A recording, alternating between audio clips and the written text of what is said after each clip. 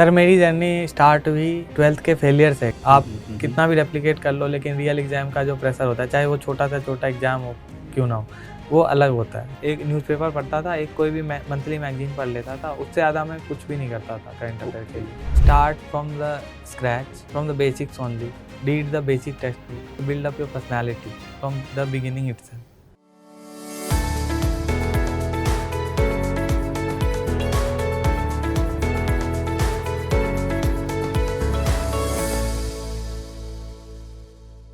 Hello and welcome to Byju's Exam Prep Spotlight. In this series, we invite our toppers, Civil Services Examination 2021, who have scored very good marks and secured very good ranking. The purpose of this Spotlight series is to guide the students, upcoming bureaucrats and aspirants, to discuss various nuances of this examination, because there are lots of myths and rumors in the market. And students, they hardly get any chance to listen to the authentic voices and actually shape their strategy for this examination. In this series today, we are joined by All India Rank 85, Mr. Ashish Kumar. Hello Ashish sir. Kumar, welcome to Byju's Exam Prep Spotlight. Thank you sir, thank you very much. Ashish ji, आप topper रहे इस exam के, 85th rank लेकर आए, और जब हम लोग बात कर रहे थे तो हमने देखा कि ये आपका चौथा अटेम्प्ट था, 4th अटेम्प्ट था। जी सर, मेरा चौथा अटेम्प्ट था। सबसे पहला प्रश्न ये आता है आशीष कि बच्चे घबरा जाते हैं एक दो अटेम्प्ट की असफलता के बाद। They usually feel deviated, they feel demotivated. आपने कैसे 4-5 साल अपने मोटिवेशन को बनाए रखा, कैसे फोकस्ड रहे आप? अपनी कुछ जर्नी बताइए, सो दैट कि जो बच्चे हैं, जो स्टूडेंट्स आपको सुन रहे हैं, वो कुछ सीख सके इससे, और ये एग्जाम क्या डिमांड करता है, कैसे ही अपनी मोटिवेशन को कोई बनाए रख सकता है, वो सीख सके।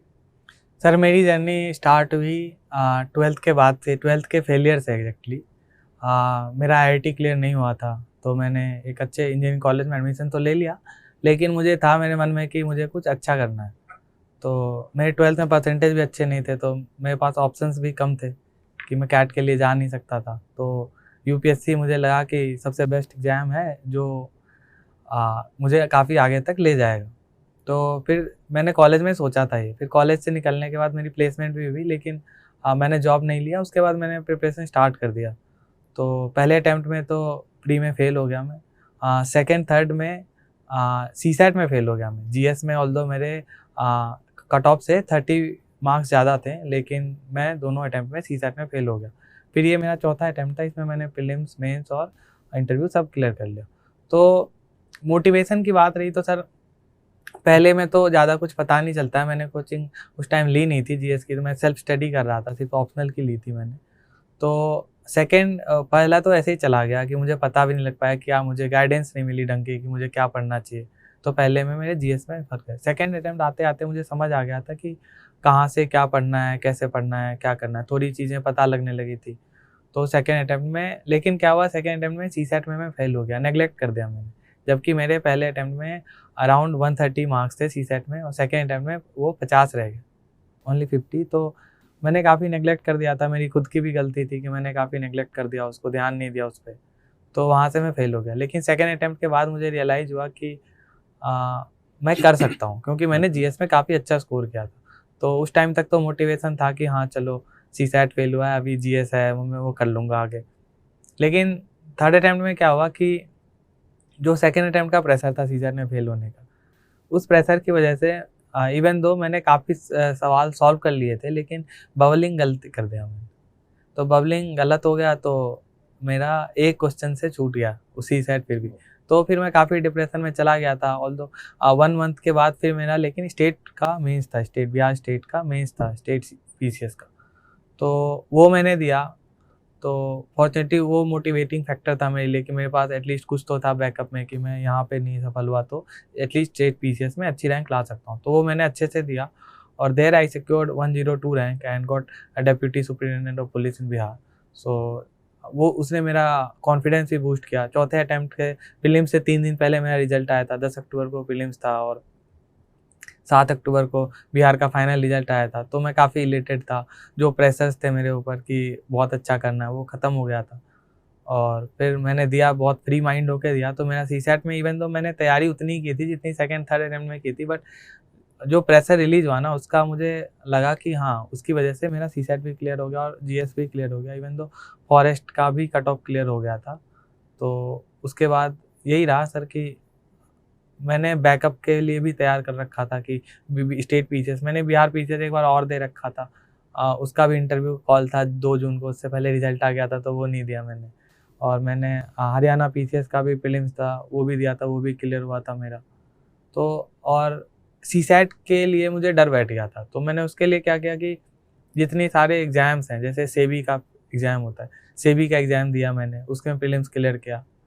और एसएससी सीजीएल का एग्ज़ाम दिया मैंने, वो डर हटाने के लिए। इवन तो मैं मार्क्स भी नहीं देखता था, मुझे रिजल्ट पता चलता है कि मेरा वो भी क्लियर हो गया था टियर 1। तो इस वजह ये सब करने से मेरा डर जो है वो दूर हो गया सीसैट को फेस करने में। तो मुझे लगता है कि सीसैट को नेग्लेक्ट तो बिल्कुल भी नहीं करना चाहिए। अभी के टाइम में मैं बहुत लोगों को जानता हूँ जो सेलेक्टेड भी हैं, अभी मैं मिला था उनसे, वो भी सीसैट में फेल हुए थे पिछले अटेम्प्ट में। तो वो तो अभी तो ये है कि सीसैट को अच्छे से करना चाहिए सबको। ये आपने बहुत अच्छी बात कही। 2 बातें जो मुझे समझ में आई कि usually students CSAT being qualifying subject वो उसे इग्नोर कर देते हैं, उसे फॉर ग्रांटेड लेकर चलते हैं। ये गलती है, ये नहीं करना चाहिए। हाँ, अभी तो नहीं करना चाहिए। लास्ट 3-4 ईयर से जैसे सवाल आ रहे हैं यूपीएससी में, नहीं करें। इवन दो मैं बता रहा हूँ, मेरे 130 थे 1 साल में फर्स्ट अटेम्प्ट में, लेकिन उसके बाद वो कम हो गए। तो मुझे नहीं लगता किसी को लाइटली लेना चाहिए। मतलब सेकंड और थर्ड अटेम्प्ट में आप सीसैट की वजह से सीसैट की वजह से प्रीलिम्स नहीं निकला। नहीं सर। और आपने प्रेशर को रिलीज करने के लिए फिर ढेर सारे एग्जाम ढेर सारे एग्जाम दिए जो सीसैट के पैटर्न पे थे। सीसैट के पैटर्न पे थे। क्योंकि सर मॉक टेस्ट में मेरे हमेशा 120-130 आते थे। सीसैट में भी कहीं भी मैं मॉक देता था, लेकिन क्या था कि रियल एग्जाम में और मॉक में काफ़ी डिफरेंस होता है। आप कितना भी रेप्लिकेट कर लो, लेकिन रियल एग्जाम का जो प्रेशर होता है, चाहे वो छोटा से छोटा एग्जाम हो क्यों ना हो, वो अलग होता है। तो मुझे फील होता है कि रियल एग्जाम अगर आपको किसी से डर बैठ गया हो तो आप रियल एग्जाम सेम पैटर्न के दो, तो थोड़ा प्रेशर रिलीज होता है। ये मेरी पर्सनल थिंकिंग है सर। गुड। अच्छा, ये 4 अटेम्प्ट में आपके पास कई दौर ऐसे आए होंगे जब आपने सोचा होगा कि छोड़ दूं, फैमिली प्रेशर रहा होगा, क्योंकि you are from a very humble background और 4 साल 5 साल तक अपने प्रिपरेशन की तैयारी करना बहुत एक इनर मोटिवेशन चाहता है। उस प्रेशर को जब आप डिप्रेस हुए या जब आपके अंदर कुछ डिमोटिवेशन आया, नेगेटिविटी आनी शुरू हुई, how did you cope up with that challenge? In that case, I am very fortunate that my family supported me always. Like my elder brother, he is a doctor, so he always supported me. उन्होंने कहा कि यार तुमसे हो जाएगा. So that was the most motivating factor for me, like कि how to go forward. तो मैं जब मुझे याद है कि मैं दूसरी बार सीसैट में मुझे लग नहीं रहा था कि मैं फेल होऊंगा, and then result came and I failed. So I was crying. तो he scolded me, like he was telling me कि अरे तुमने दिया नहीं पेपर, तुमने अच्छे से किया नहीं होगा, तुम्हें अच्छे से देना चाहिए, तुम्हें और एग्ज़ाम्स देने चाहिए, तुम कोई एग्ज़ाम देते नहीं हो, तुम इसके लिए पैशनेट हो, अपना डर भगाओ, इस चीज़ करो। एंड वो मुझे लगा कि फिर उसके बाद मैंने एग्ज़ाम्स देने स्टार्ट किए, सीरियसली लेना स्टार्ट किया दूसरे एग्ज़ाम्स को, क्योंकि at least I should have a backup कि मेरे पास अगर मैं नहीं, उस टाइम मैंने सोचना शुरू किया कि अगर मेरे से ये नहीं हुआ, यूपीएससी क्रैक नहीं हुआ, तो मैं फिर क्या करूँगा। तो फिर मैंने और भी एग्ज़ाम्स देने शुरू किए। और ऐसा भी नहीं है, मुझे लगता है कि स्टेट पीसीएस और यूपीएससी में ज़्यादा अंतर नहीं है। अगर आप यूपीएससी की तैयारी कर रहे हैं तो स्टेट पीसीएस थोड़ा ईजी तो हो जाता है। मेरे लिए तो था कि मुझे लगता है मैंने 1 हफ्ते 10 दिन पढ़ाई की होगी बिहार स्टेट पीसीएस के लिए स्पेसिफिकली। और मैंने 2 बार मेंस क्लियर किया, 1 बार तो रैंक भी आई, 1 बार इंटरव्यू दिया नहीं मैंने, क्योंकि उससे पहले यूपीएससी का रिजल्ट आ गया था। अच्छा आशीष, जब हम लोग बात कर रहे थे तो आपने बताया कि 10वीं क्लास तक आपका मीडियम हिंदी था। हाँ सर। कॉलेज में आकर आपने इंग्लिश किया और यह एग्जाम भी आपने इंग्लिश मीडियम में दिया। हाँ सर। तो मेरे 2 प्रश्न हैं। पहला प्रश्न कि कौन सी स्ट्रैटेजी आपने अपनाई कि हिंदी से अंग्रेजी आप बड़ी सफलतापूर्वक अपने मीडियम को कर पाए। और दूसरा प्रश्न है कि हिंदी माध्यम से अगर हम टॉप रैंकिंग की बात करें तो थोड़ी सिलेक्शन में कठिनाइयां आती हैं, कुछ कम बच्चे रिलेटिवली आते हैं। What are the major challenges that a Hindi medium student faces? और आपने, पहला प्रश्न है कि कैसे किया, क्या रणनीति आपकी थी कि हिंदी से अंग्रेजी में जाना? आप बिहार से आते हैं, 10वीं क्लास तक हिंदी मीडियम में पढ़ा आपने कॉलेज में अंग्रेजी में करा और ये एग्जाम पूरा आपने इंग्लिश में लिखा। आपकी स्ट्रेटेजी क्या थी? सर, पहली बात तो कि इंग्लिश लिखने में और बोलने में थोड़ा डिफरेंस होता है। मुझे भी फील होता है कि लिखने में जैसे जहाँ से मैं आता हूँ, मेरे स्कूल में भी काफ़ी अच्छी पढ़ाई गई थी इंग्लिश जो लिखने की है। तो मुझे ज़्यादा दिक्कतें तो नहीं आई इंग्लिश मीडियम से हिंदी मीडियम से इंग्लिश मीडियम में चेंज करने में, क्योंकि मैंने जो बेसिक्स थे ग्रामर्स वगैरह तो पढ़ रखे, तो लिखने में मुझे कभी दिक्कत नहीं आती थी। तो कॉलेज में तो काफ़ी स्मूथली ट्रांसफ़र हो गया, बट बोलने में मुझे थोड़ी दिक्कत होती थी, वो धीरे-धीरे मैंने ओवरकम किया। इवन मैं आपको इंसिडेंट बताता हूँ कि मैंने इंटरव्यू से पहले मैंने इंटरव्यू इंग्लिश मीडियम में चूज़ कर लिया था। तो मुझे ये डर बैठ रहा था कि मैं इंग्लिश में बोल पाऊँगा कि नहीं ढंग से। बट आई थिंक कि जब आप इंटरव्यू में जाते हो तो you forget all these things and you start speaking your natural flow and that is very good. Good. और हिंदी माध्यम के आपने अंग्रेजी लिया, आपने हिंदी माध्यम का रिजल्ट भी देखा है, तो आपके हिसाब से क्या मेजर चैलेंजेस हैं जो प्योर हिंदी मीडियम के स्टूडेंट फेस करते हैं और उनको क्या करना चाहिए जिससे कि वो अपनी सक्सेस रेट को बढ़ा सकें? सर, पहली बात तो कि हिंदी मीडियम में आजकल कम लोग लेते हैं, क्योंकि जो मटेरियल्स अवेलेबल हैं वो काफ़ी कम है हिंदी मीडियम में। आप इंग्लिश मीडियम में उठाओ तो आपको हर सब्जेक्ट के बहुत सारे मटेरियल्स मिल जाएंगे, बट हिंदी मीडियम में काफ़ी कम है। और एक ये भी परसेप्शन है कि हिंदी मीडियम में मार्क्स कम आते हैं, इवन इंटरव्यू में भी कम आते हैं और रिटर्न में भी कम आते हैं। तो ये परसेप्शन है, लेकिन इस साल के रिजल्ट देखें तो टॉप 20 में आई थिंक 2 लोग हैं जो हिंदी माध्यम से हैं। Good. और उन्होंने काफ़ी अच्छा किया है। तो मैं तो ये मानता हूँ कि आप जिसमें भी कंफर्टेबल हो, आप उसमें लो। मैं तो इंग्लिश में था कंफर्टेबल, तो मैंने लिया इंग्लिश में। अगर मुझे हिंदी में भी लिखने को बोलते, तो मैं लिख सकता था, बट इंग्लिश में मैं ज़्यादा कंफर्टेबल था। ओके। तो एक मटेरियल की कमी जो हिंदी हाँ, माध्यम के बच्चों को फील होती है, और गाइडेंस की भी, काफ़ी गाइडेंस कम की। लोग होते हैं, तो वहाँ भी दिक्कत होती है। और थोड़े अंडर कॉन्फिडेंट भी होते हैं कि they have to compete with the best of the best. So तो उस डर को भी निकालना आवश्यक होगा। हाँ सर। गुड। आशीष, PSIR आपका ऑप्शनल था। हाँ सर। बहुत बड़ा सब्जेक्ट है। हाँ सर। आपने कैसे PSIR की उस जो वास्टनेस ऑफ सिलेबस है उसको कवर किया और कितना समय दिया आपने, और एक ऑप्शनल का सिलेक्शन, चयन कैसे करना चाहिए स्टूडेंट्स को? सर, मैंने तो political science as a optional लिया था, क्योंकि मुझे इंटरनेशनल रिलेशन में काफ़ी इंटरेस्ट था, काफ़ी रुचि थी मेरी कि मुझे अच्छा लगता था पढ़ना। न्यूज़पेपर्स में काफ़ी पढ़ता था, 2-2 न्यूज़पेपर्स पढ़ लेता था। तो उसमें मैं इंटरनेशनल रिलेशंस के जो सेक्शंस होते हैं उसको काफ़ी अच्छे से पढ़ता था, और मेरी हॉबी भी थी कि फॉलोइंग इंडियन फॉरेन पॉलिसी। मैंने इंटरव्यू में भी बोला था और डैप में भी मेंशन किया था इस चीज़ को।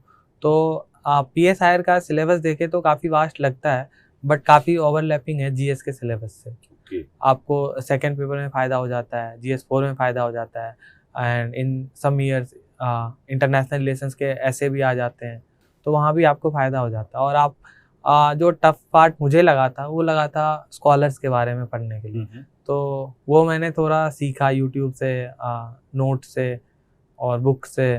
तो जब वो समझ में आ गया तो सारी चीज़ें वहाँ से कनेक्टेड है कि आप PSIR यही है कि बहुत इंटरकनेक्टेडनेस है, सारी चीज़ें एक दूसरे से कनेक्टेड है। आप थ्योरीज को कैसे प्रैक्टिकल यूज कर सकते हो, रियलिस्ट थ्योरी का कैसा इम्प्लीकेशन है अभी के लिए, तो काफ़ी आइडियलिस्ट थ्योरी क्या है उसको कैसे यूज कर सकते हैं अभी, तो वो यूज में आ जाता है, आपको एग्जांपल्स देखने को मिल जाते हैं। और अभी तो currently I think international relation is one of the most hottest topic to read about. और बच्चे कैसे सेलेक्ट करें? मैं एक नया लड़का हूँ, मैं दिल्ली स्टूडेंट हूँ, मैं दिल्ली आया या मैं अपने घर पर हूँ, मैं अपने ऑप्शनल को चुनने के लिए कौन कौन से यार्डस्टिक मुझे देखने चाहिए?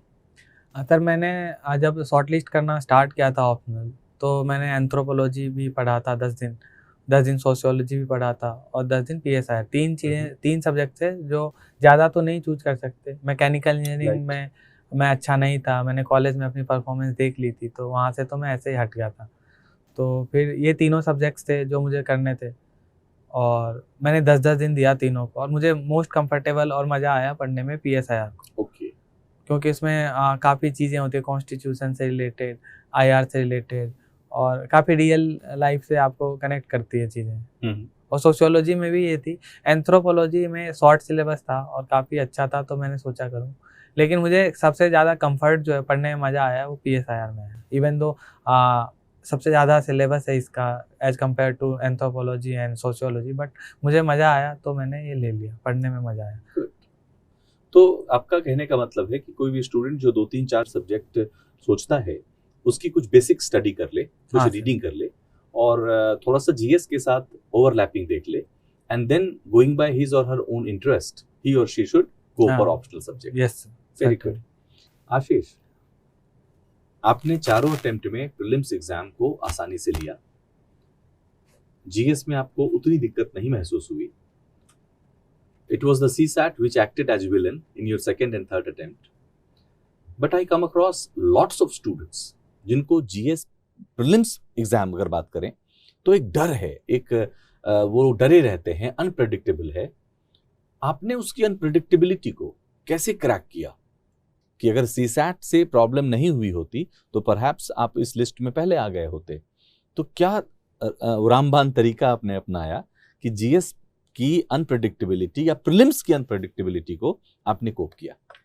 Sir, I can share my strategy what I did की I focused on the basic subjects like polity, economy, modern history and geography and map based questions. These are the areas where questions cannot be asked from very far, like they are all the questions are from the syllabus only, from the basic textbook. So ये सारे जो subjects हैं इनमें हम score कर सकते हैं। Economy में ज़्यादा टफ सवाल नहीं आते हैं, आपको बेसिक कॉन्सेप्ट पता है तो आप उसको आसानी से सॉल्व कर ले सकते हैं। ज्योग्राफी में बेसिक सब्जेक्ट से आपका हो जाता है, पॉलिटी में भी सेम चीज़ है और मॉडर्न हिस्ट्री में भी सेम चीज़। मुझे लगा कि आप लास्ट के 3 ईयर के अगर पेपर देखोगे सर, तो उसमें at least 5 questions are from there, can be done easily.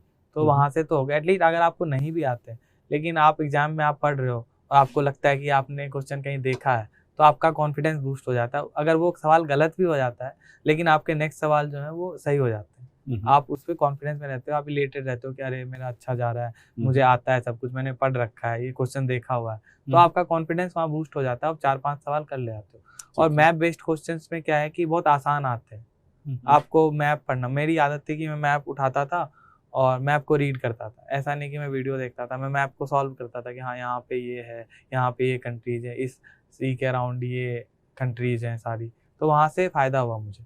Good good.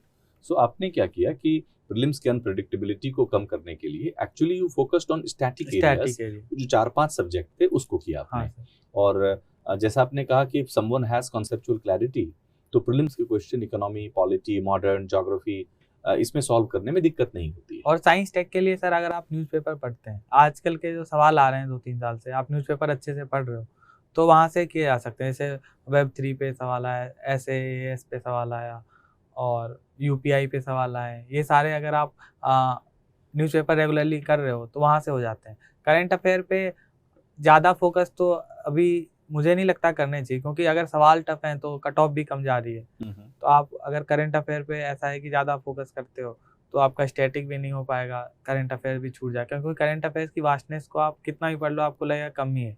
मैं तो एक न्यूज़पेपर पढ़ता था, एक कोई भी मंथली मैगजीन पढ़ लेता था, उससे ज़्यादा मैं कुछ भी नहीं करता था करंट अफेयर के लिए।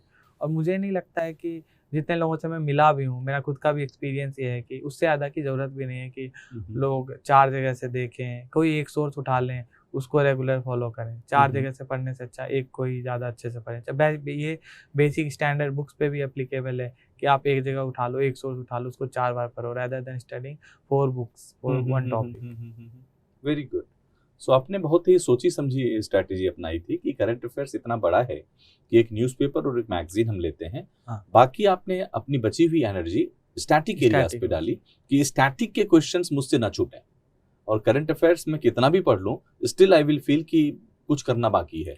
और सर आप अगर देखें तो मुझे लगता है कि जो करंट अफेयर है वो करंट नहीं है, कंटेम्प्रेरी है। 2-3 साल से सेम चीज़ें ही चल रही है। मेंस में, प्रीलिम्स में तो थोड़ा बहुत अलग होता भी है, लेकिन अगर मेंस में देखो तो आप जो प्रीवियस ईयर क्वेश्चन देखते हो तो सारे सेम इशू पे बेस्ड हैं। वो सेम इंडिया चाइना रिलेशन में सेम वही चीज़ चल रही है। इंडिया पाक में भी घूम फिर के वहीं आ जाता है। एक नया आया है रसिया यूक्रेन, तो वो नया है, बट आग बाकी सब देखो आईआर में भी तो सारी चीज़ें मोर और लेस सिमिलर ही है। जो इंटरनेशनल जो इंस्टीट्यूशंस हैं वो भी उसी टाइप से काम कर रहे हैं, कभी काम करते हैं कभी नहीं करते हैं। तो सेम प्रॉब्लम्स वहाँ पे अभी भी हैं, 4-5 साल से 10 साल से वही परसिस्ट कर रहे हैं, कुछ ज़्यादा हो नहीं रहा है। तो जो करंट अफेयर का है ना कि मतलब काफ़ी ज़्यादा चीज़ें होती हैं, वो उतना है नहीं, कंटेम्प्रेरी होती हैं कि 2-3 साल से चल रही है, वो होता है सर। मतलब मिथ ज्यादा है इसके मामले हाँ में सर। और रियलिटी कम है। रियलिटी अच्छा आशीष, प्रीलिम्स के बाद अगर हम मेंस की बात करें तो आंसर राइटिंग में आपने क्या सुझाव देंगे आप स्टूडेंट्स को कि अपनी answer writing speed with legibility वो बढ़ा सकें, और कैसे वो अपनी आंसर राइटिंग को एक एक्स्ट्रा ऑर्डिनरी आंसर में बदल सकते हैं? सर इसके लिए तो एक ही फॉर्मूला है, प्रैक्टिस प्रैक्टिस एंड प्रैक्टिस। पहले अब मैंने पहला पेपर लिखा था तो 7 घंटे में लिखा था, वो भी एक बार में नहीं लिखा था, 2 बार में लिखा था। और मैंने मेंस के लिए एटलीस्ट 25-30 मॉक्स दिए थे, किसी भी पेपर को सॉल्व करता था। मैंने बेसिकली मेजर फोकस मेरा था पीवाईक्यू पे, जो 5 साल के पीवाईक्यू हैं उसको मैं सॉल्व करता था खुद से। यूपीएससी के जो नोटबुक्स आते हैं काफ़ी मार्केट में अवेलेबल हैं, उस पे मैं लिखता था इंट्रोडक्शन, फिर उसको खुद से ही पढ़ता था कि क्या है, मुझे और क्या डालना चाहिए था, कहाँ फ्लो चार्ट बनाने चाहिए थे, कहाँ मैं मैप बना सकता था। जैसे सिक्योरिटी पे बेस्ड क्वेश्चंस आए, आईआर पे आए, तो वहाँ मैं मैप बना सकता हूँ। डिजास्टर पे मैनेजमेंट पे क्वेश्चंस आए तो मैं दिखा सकता हूँ कि दीज आर द सपोज की landslide prone area, earthquake prone area, तो वहाँ से आपको एक्स्ट्रा मार्क्स मिल जाते हैं। For economics for paper 3 what I did कि I collected a lot of data, but मैंने कोई एग्जैक्ट डेटा कोट नहीं किया क्योंकि वो याद रखना मुश्किल हो जाता है। तो मैंने अप्रॉक्सीमेट यूज़ किया 5-10% के रेंज में, कि मुझे लगता था कि तो मैं लिख देता था अराउंड 30-35% अप्रॉक्सीमेट। एग्जैक्ट डेटा की आवश्यकता नहीं है। हाँ, राइट। अगर आपके पास है तो आप डाल सकते हैं, लेकिन मेरी मेमोरी उतनी अच्छी थी नहीं कि, तो मैं लिख देता था। और मैं आर्टिकल्स वगैरह मुझे काफ़ी याद रहते थे, तो मैं आर्टिकल्स वगैरह जीएस2 में काफ़ी कोट करता था, कमिटीज़ के नाम कोट कर देता था। जैसे एआरसी के हैं और बहुत सारे कमिटीज़ हैं, तो वहाँ से सेंटर स्टेट पे कमिटीज़ हैं, वहाँ से आप कोट कर सकते हैं उस चीज़ को। और जीएस1 में तो सर वास्टनेस ऑफ सिलेबस है, तो उसमें आपको लिमिट रखना पड़ता है। जैसे सोसाइटी के लिए है, तो सोसाइटी के लिए ऐसा है कि वो तो पूरी, आप अगर पढ़ने लग जाओ तो पूरी सोशियोलॉजी ही है, लेकिन आपको बहुत लिमिट रखना पड़ेगा। सिलेबस से कीवर्ड उठाओ, आप वहाँ पे गूगल सर्च कर लो, उसमें आप देख लो क्या क्या कंटेम्प्रेरी चीज़ें हो रही है, एग्जाम्पल 2-4 कलेक्ट कर लो, उसके बेसिक डेफिनेशन क्या है, इंडिया में क्या उसकी सिचुएशंस है, तो वहाँ से कर सकते हो। और वर्ल्ड हिस्ट्री के लिए तो सर बहुत वास्ट है। तो मैंने क्या किया था कि जो टॉपिक्स थे उसमें, जो सिलेबस में मेंशन थे, उसके बारे में थोड़ा-थोड़ा पढ़ लिया था। तो वहाँ से वो हो गया। और फॉर्चुनेटली क्वेश्चंस भी ऐसे आते, अगर क्वेश्चंस अलग आए तो बिलीव मी किसी से नहीं होंगे, क्योंकि सब वही पढ़ते हैं। अभी इस साल जैसे पेपर 3 में S400 पे क्वेश्चंस आ गए थे, WHO के एयर गाइडलाइंस पे आ गए थे, और एक क्वेश्चन था मुझे ध्यान नहीं आ रहा सर कि वो भी था, कि वो भी किसी को नहीं आता था। हाँ, ब्लू एलईडी पे सवाल था सर, तो किसी को नहीं आता था, तो सबने वही लिखा है, मैंने भी वही लिखा, सबने वही लिखा है। लेकिन मैंने क्या किया था कि ज़्यादा नहीं लिखा, जो मुझे आता था, जो उससे रिलेवेंट था वही लिखा, अननेसेसरी चीज़ें नहीं लिखी, क्योंकि और जो उसके टाइम बचे उसको मैंने दूसरे सवालों में उसको ज़्यादा अच्छे से लिखने में दिया। तो पेपर 3 में मेरे इस बार अच्छे नंबर भी आए काफ़ी। तो जो जितना पूछा जाए उतना ही लिखिए। हाँ, उससे अधिक उस पर लिखने से कई बार वो बैकफायर कर जाती है। Good. अच्छा आशीष, एक लास्ट आपसे प्रश्न है। हाँ। कि एक विद्यार्थी के रूप में जब मैं अपनी तैयारी शुरू करता हूँ, how should my allocate my time for prelims, mains and personality test? लोग कहते हैं प्रीलिम्स, कोई कहते हैं होलिस्टिक, कोई कहते हैं पहले मेंस। तो आप अगर टाइम फ्रेम अगर सजेस्ट करना चाहेंगे तो आपके हिसाब से क्या होना चाहिए? सर मेरे हिसाब से तो मैंने जो किया था, प्रीलिम्स और मेंस की इंटीग्रेटेड तैयारी ही की थी। और अलोंग विद दैट मुझे लगा था पर्सनालिटी टेस्ट जो है इजी है, हो जाएगा मेंस के बाद, बट मुझे तो काफ़ी दिक्कतें झेलनी पड़ी कि मुझे लगा कि मुझे तो काफ़ी डर भी लगता था। तो मुझे लगता है कि मैं अगर किसी को सजेस्ट करूँगा तो यही करूँगा कि build up your personality from the beginning itself. आप प्री के लिए पढ़ रहे हो, मेंस के लिए पढ़ रहे हो, तो फ्रॉम दैट टाइम ओनली आप अपनी पर्सनैलिटी भी डेवलप करते जाओ। और प्री और मेंस में काफ़ी सिमिलैरिटी है सिलेबस में अगर आप अच्छे से देखें तो। ज्योग्राफी सिमिलर है, मॉडर्न हिस्ट्री सिमिलर है, इकोनॉमिक्स भी सिमिलर है। थोड़े बहुत जो हैं सिलेबस वो मेंस में थोड़े अलग है, तो उनके लिए आपको थोड़ा देखना होता है। और स्टार्टिंग के अगर आप 1 साल का टाइमलाइन लें, तो स्टार्टिंग के 8 महीने तो आपको दोनों के इंटीग्रेटेड तैयारी करनी चाहिए, अलोंग विथ सीसैट। गुड। और 4 महीने में आप प्रॉपर प्रीलिम्स पे फोकस कर सकते हो। फिर प्रीलिम्स के बाद सफिशिएंट टाइम होता है कि आप आंसर राइटिंग प्रैक्टिस भी कर सको और लिख भी सको। काफ़ी टाइम होता है कि आप अगर आपने पहले से पढ़ रखा है इंटीग्रेटेड, ऐसा नहीं कि आप प्रीलिम्स में सिर्फ एमसीक्यू आते हैं तो एमसीक्यू बेसिस पे ही पढ़ो कि एमसीक्यू पे रट लिया। आपको उसके फैक्टर्स जानने होंगे, जैसे मॉडर्न हिस्ट्री में है तो उसके कॉजेज़ जानने होंगे और उसके इम्प्लीकेशंस जानने होंगे, उसके इफ़ेक्ट्स जानने होंगे। ऐसा नहीं कि आप एमसीक्यू के लिए पढ़ रहे हो तो सिर्फ वो रट लो, उससे हो जाएगा। आपको ऐसे करना पड़ेगा कि आप मेंस में भी सवाल आएँ तो आप उसको भी उसी टाइम लिख लो। Very good. आशीष, एक अंतिम बात, आपका मैसेज। जी sir. There are lots of students who are watching this interview and our conversation with you. What would be your message to a fresher or those students who have just started their preparation, या ऐसे विद्यार्थी जो 2-3 साल से preparation कर रहे हैं लेकिन उनको समझ में नहीं आ रहा दिशा कैसे दें, which direction they should go, तो आपका मैसेज उनके लिए क्या होगा? सर मैं तो ये कहूँगा कि start from the scratch, from the basics only, read the basic text book and read not more than 2 books for 1 subject.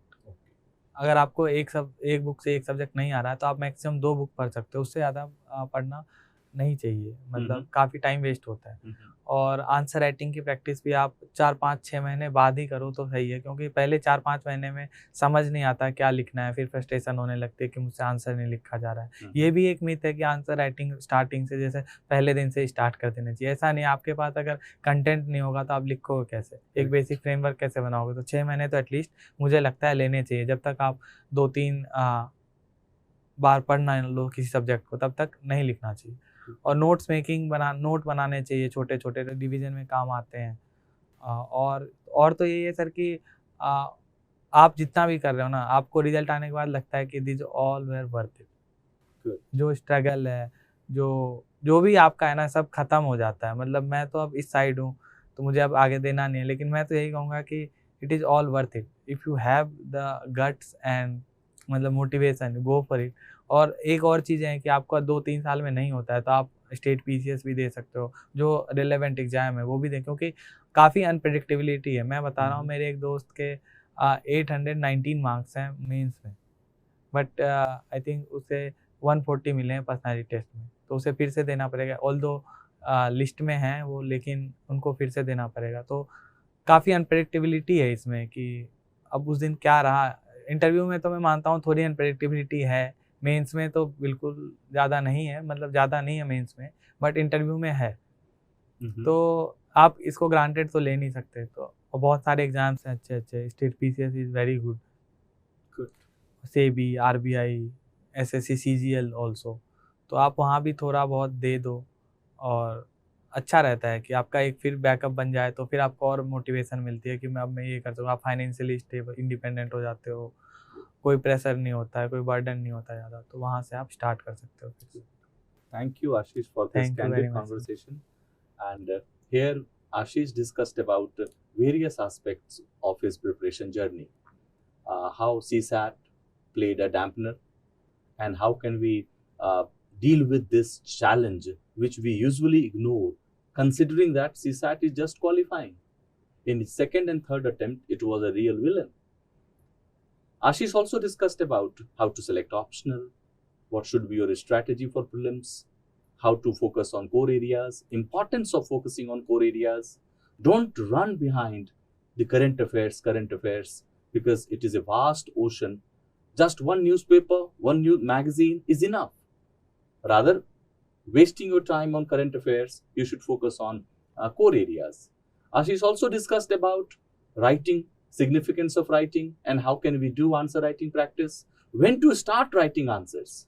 And the brilliant part of this conversation was his time allotment. Out of 12 months, 8 months should be for integrated preparation, holistic preparation for mains examination as well as prelims examination. As Ashish rightly said, that there is hardly any difference with regards to major subjects of prelims and mains.